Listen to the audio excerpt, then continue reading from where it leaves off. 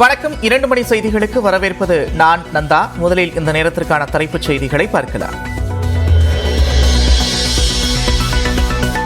சென்னை மாநகராட்சியில் உள்ள வார்டுகளின் எண்ணிக்கையை 300ஆக அதிகரிக்கப்படும். பேரவையில் அமைச்சர் KN நேரு தகவல்.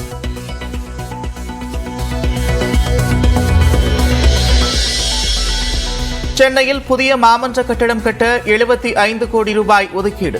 ரிப்பன் மாளிகை வளாகத்திலேயே புதிய கட்டடம் கட்டப்படும் என்றும் அறிவிப்பு.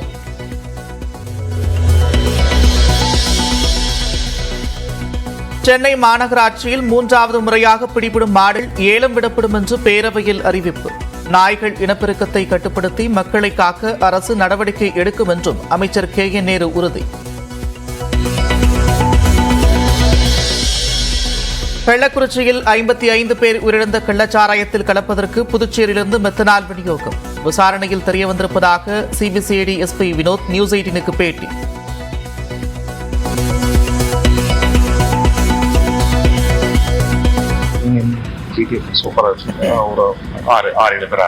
என்ன மாதிரி எங்க இருந்து கிடைச்சது அப்படின்னு எதுவும் டீடைல்ஸ் கிடையாது. மெயின் ட்ரீட்மெண்ட் பாண்டிச்சேரியில இருந்து வந்திருக்காங்க.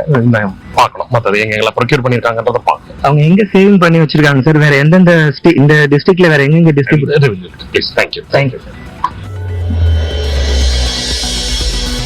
கள்ளச்சாராயம் விற்றதாக கைது செய்யப்பட்ட சின்னதுரை, ராமர் மற்றும் ஜோசப் ராஜா மீது கொலை வழக்கு பதிவு. மெத்தனாலில் சட்டவிரோதமாக வாங்கி சாராயத்தில் கலந்து விற்ற நிலையில் நடவடிக்கை.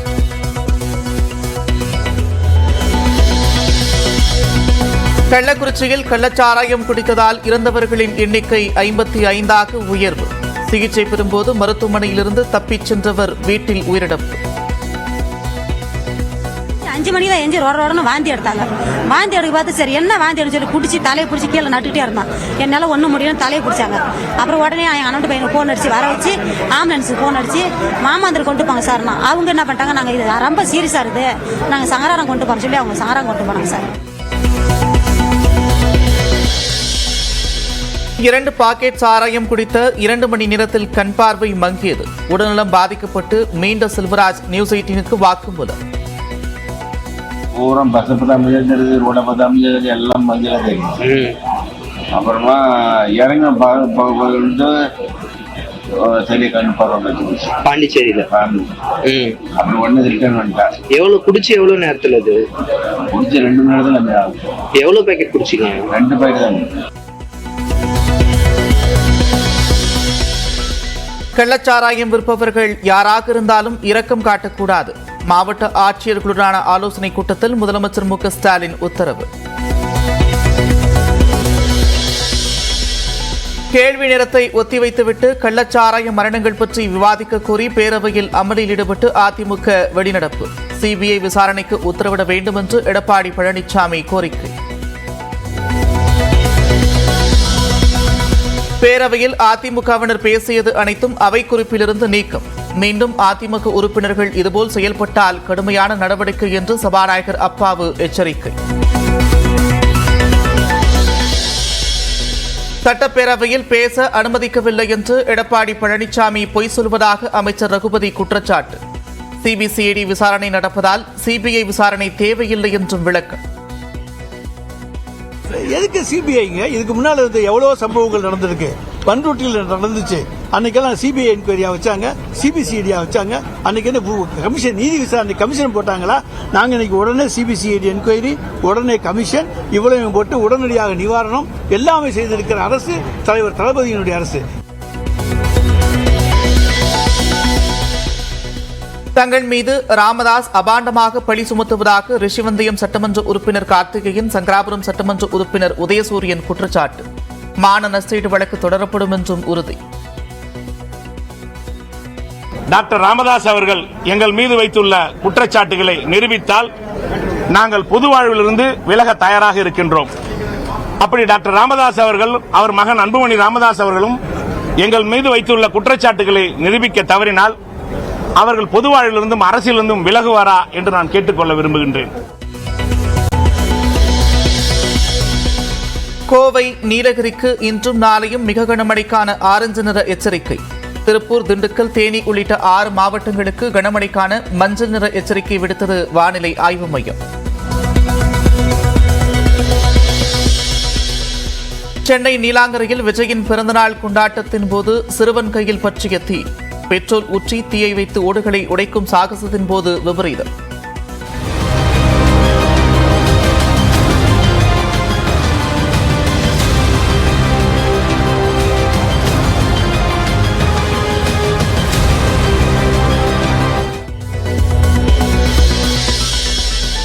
விக்கிரவாண்டி இடைத்தேர்தலில் தீவிர பரப்புரையில் ஈடுபட்ட திமுக. அன்னியூர் சிவாவுக்கு வாக்கு சேகரித்த அமைச்சர் பொன்முடி மற்றும் எம்பி ஜெகத் ரட்சகன்.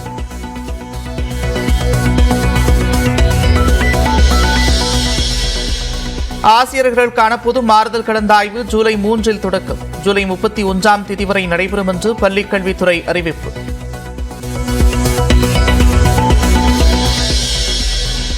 பிரதமர் நரேந்திர மோடியுடன் வங்கதேச பிரதமர் ஷேக் ஹசீனா சந்திப்பு. இருநாட்டு உறவை மேம்படுத்துவது தொடர்பாக பேச்சுவார்த்தை. சென்னையில் வார்டுகளின் எண்ணிக்கையை 300 வரை அதிகரிக்கப்படும் என்று அமைச்சர் KN நேரு சட்டப்பேரவையில் அறிவித்திருக்கிறார். 200 வட்டங்கள் இருக்கிறது, 200 மாமன்ற உறுப்பினர்கள் இருக்கிறார்கள். ஆனால் 89 லட்சம் மக்கள், 55 லட்சம் மக்கள் வாக்காளர்களாக இருக்கிறார்கள். எனவே ஒரு இடத்தில் 40,000, ஒரு இடத்தில் 15,000 இருப்பதை மாற்றி சென்னை மாநகரை சரி செய்கிற போது கிட்டத்தட்ட 200 300 வார்டு மெம்பர்கள் வருவார்கள்.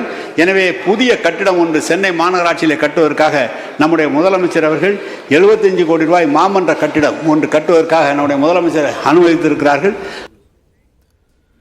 கள்ளச்சாராயம் குடித்த 55 பேர் உயிரிழக்க காரணமான மெத்தனால் புதுச்சேரியிலிருந்து விநியோகம் செய்யப்பட்டதாக சிபிசிஐடி எஸ்பி வினோத் தெரிவித்திருக்கிறார்.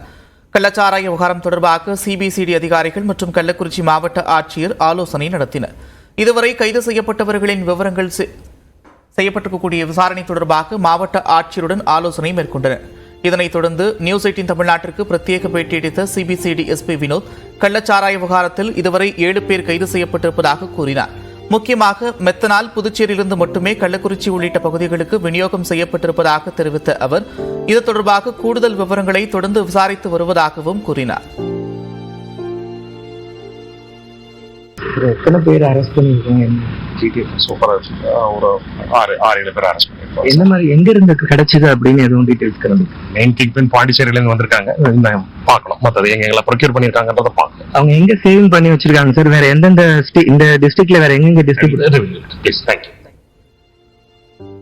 கள்ளக்குறிச்சி கள்ளச்சாராய சம்பவத்தில் முதல் நபராக உயிரிழந்தவரின் குடும்பத்திற்கு பெயர் குழப்பத்தால் நிவாரணம் கிடைப்பதில் சிக்கல் ஏற்பட்டுள்ளது. இதனால் கண் பார்வையற்ற தாய் கதறி அழுது வருகிறார்.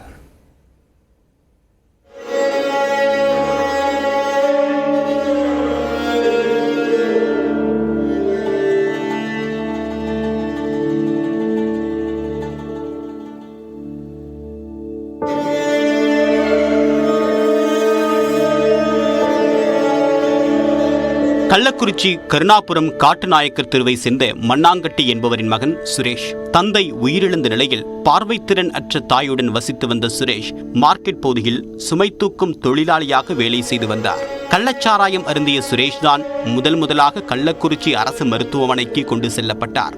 உறவினர்கள் எவருமின்றி மருத்துவமனையில் அனுமதிக்கப்பட்ட சுரேஷ் 1 மணி நேரத்தில் சிகிச்சை பலனின்றி உயிரிழந்து விட்டார். உடற்கூராய்வுக்கு பிறகு அவருடைய உடல் உறவினர்களிடம் ஒப்படைக்கப்பட்டு அடக்கம் செய்யப்பட்டது.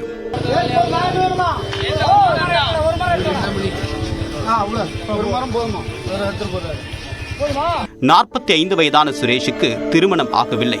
உரிய ஆவணங்கள் இல்லாததால் குடும்பத்திற்கு நிவாரணம் கிடைப்பதில் சிக்கல் ஏற்பட்டுள்ளது. மேலும் சுரேஷ் என்ற பெயரில் பலரும் உள்ளது குழப்பத்தை ஏற்படுத்தியுள்ளது.